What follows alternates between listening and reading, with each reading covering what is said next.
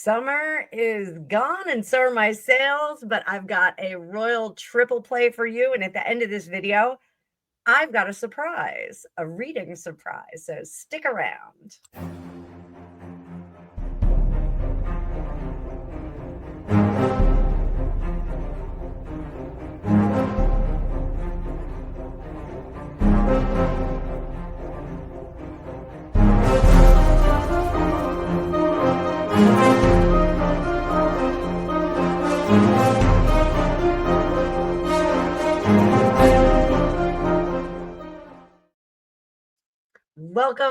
Welcome, tarot fam, tarot fans, and tarot maniacs. I have got some fun stuff for you. We are going to do a royal triple play. So what does that mean? We're going to do a video today on Queen Camilla's playbook. We are going to do a video tomorrow on Chrissy Teigen on Meghan Markle's TV show. We'll talk a little bit about that. And we're going to wrap it up on Friday with Charles and Harry meeting. We're going to talk about some scenarios with that. I've got some new questions for that. I know I talked about it in the Charles video the other day, but I've got some new questions for that came from you guys. So as always, make sure that you drop your comments down below. I will answer them either in shorts or in a video. I love suggestions from you. This entire channel is viewer driven. So lay it on me, guys. We're going to bring up that card view. But before I do that, make sure that you hit that like button.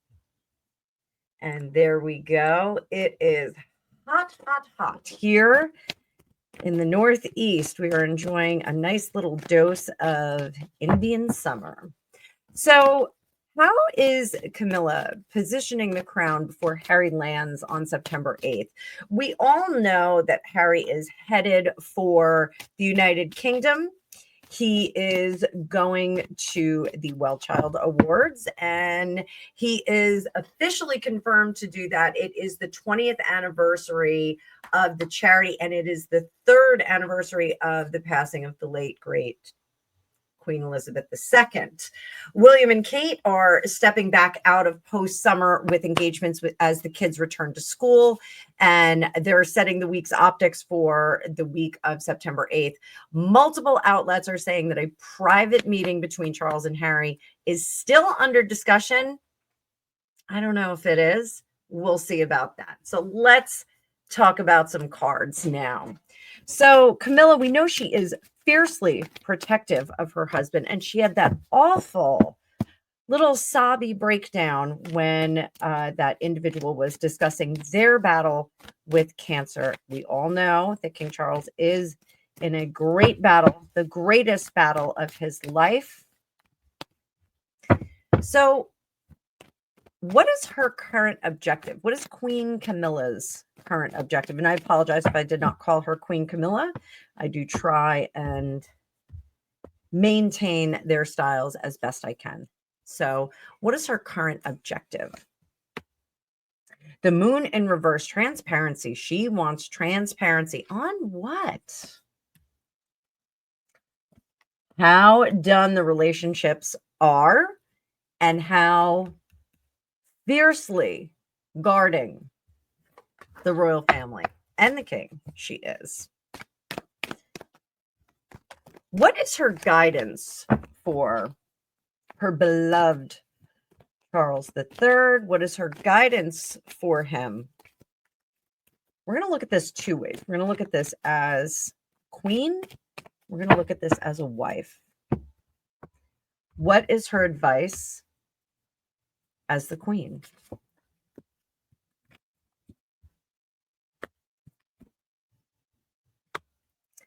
Very curious. 7 of Cups, 3 of Cups, and then 7 of Pentacles. Remember, in tarot, these 7s are chaotic, but better organized than the 5s.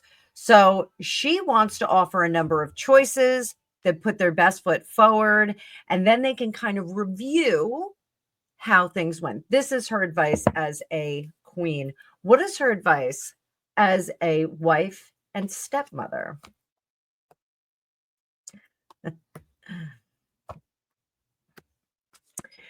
Her advice as a stepmother is to act more majestically, to act more like the king, to declare, defend, and sever those ties as needed, and here to get ahead of the story and be the first to do some promotion on it. That means PR. What are her concerns about the public sentiment?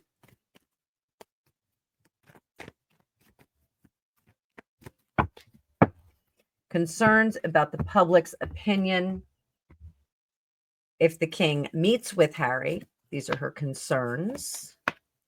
And if the king does not meet with Harry, he does meet with Harry, what do we got? That it does send a message that we're not really for the people. We are not for the subjects. If he doesn't meet with Harry, she is concerned that people will see this as a dead end for Harry and that he will be firmly placed on the outside of the house of Windsor and shut out into the cold. So I can understand having both of these perspectives.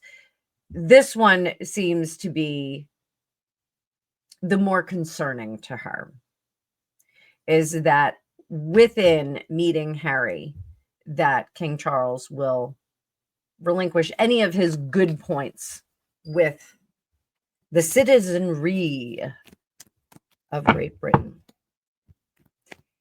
Is she encouraging a father and son meeting at all? Is she encouraging a meeting between the two of them at all? He said some pretty vicious things about her.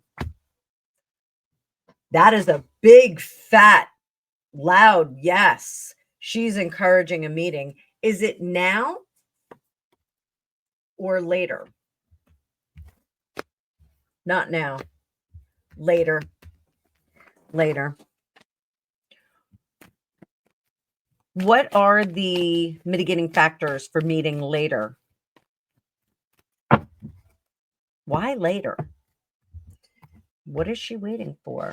1, 2, 3. She wants Harry to completely fail at work and then offer him a hand to do some work.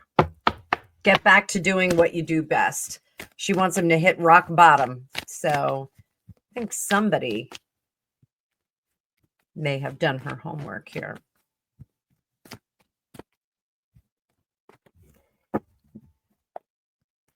How does she feel about the date coinciding with the death of the Queen?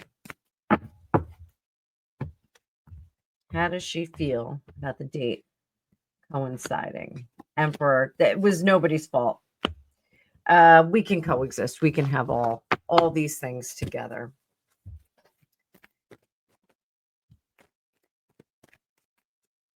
How is the press going to frame Camilla if the meeting happens or doesn't happen? Will they find her culpable? If the meeting happens, if the meeting doesn't happen.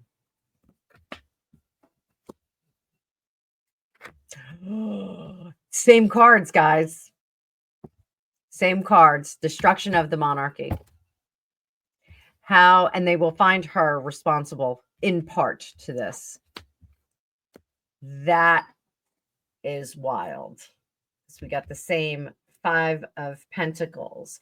So a lot of people, little lesson here on the 5 of Pentacles. We'll just take a break for a second. So a lot of people find the 5 of Pentacles, they call it the abandonment card, the exiled card, all of those things. The original meaning of the card had the mendicants there, and the mendicants are a religious sect that got rid of all of their creature comfort so that they could become more spiritual and closer to God. So this, when Harry gets this comes up. What this means is that he needs to learn his true purpose by destitution.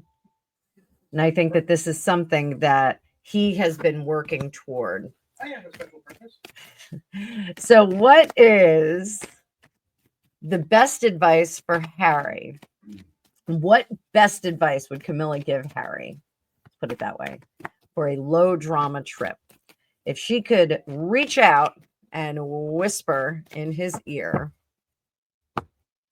what would she tell him?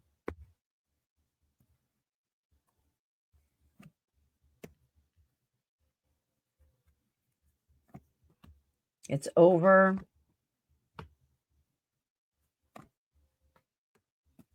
Get back to doing what you love.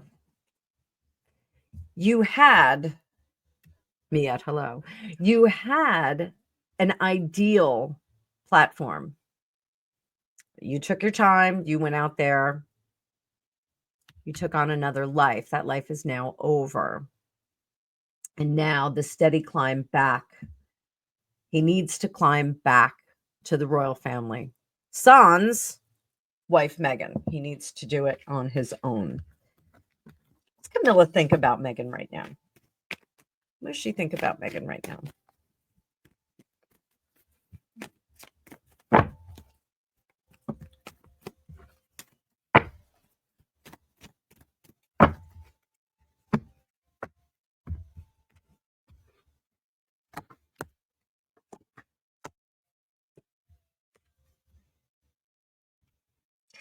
She does not dislike her, oddly enough.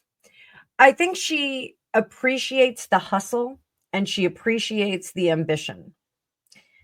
Not because it's something they have in common, but because rather than roll in and try and just take, she is now seeing Meghan as a changed person who went out into the other world and was trying to make rather than take, as she did when she was in the royal family. She was taking. So she admires that, but the work is not legit. And I don't know how much experience Camilla, because Camilla was pretty well heeled. I'm not sure how much experience she has, like working in the private sector and like having to hustle for what one has. What was that? They expect results. Yes, in the private sector, they expect results. But here, she wants to tell her, "Oh, darling, it's really over. It's very much over." So, and I think in her wisdom, in Camilla's wisdom, she would say, "Meghan, I don't fight with King Charles. We have disagreements, we have discussions, we collaborate and compromise. We do not vehemently disagree. We don't have incongruent values and belief systems." And I think that that is something that she is now fully aware of with Ms. Markle. So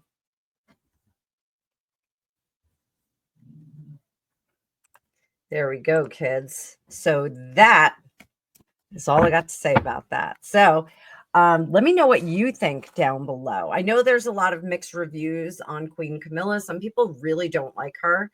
And I honestly, I get 50-50 in the comments. People are very much either like, I think she's all right. I would love to sit down, have a few gin and tonics with her and just kind of pick her brain and have some fun. Maybe go out for a ride.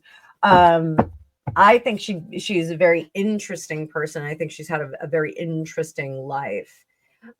She did reject the heir to the throne. She did reject him because she wasn't suitable, and she went off and married somebody else, and then he went off and married somebody else, and then they came back around and got together. So interesting little journey that they took. So let me know what you think. And so my little surprise is this weekend, I am going to do a 12-hour 20 for 20. So while I went back to my regular pricing, all the summer sales are over. Summer is over. That's why we have this nice sparkly fallish kind of background. I'm going to do the 20 for 20 for 12 hours. Hopefully I'll be able to get all of my people from the United Kingdom, Australia, New Zealand, everywhere in between, the United States. I can get all of you in there, but it's $20, 20 minutes. We can answer one question in depth. We can answer a few questions rapid fire, but I'm going to be running sales periodically. So keep an eye out. I will talk about them in videos. So would love to see some of you on my schedule. I will do future bookings. So every now and then you may see me drop a price and say, hey, you can book into the future. Please make sure you take advantage of that. As always, permanent additions are going to be the text message, WhatsApp readings, and also the 3-a-week of pay what you can readings. This is my way of giving to you guys and making sure that people that need a sliding scale or a specific price point can hit that and still benefit from getting some advice from me. So I hope to see some of you on my schedule. So I will see you all soon. Thanks so much, and bye-bye for now.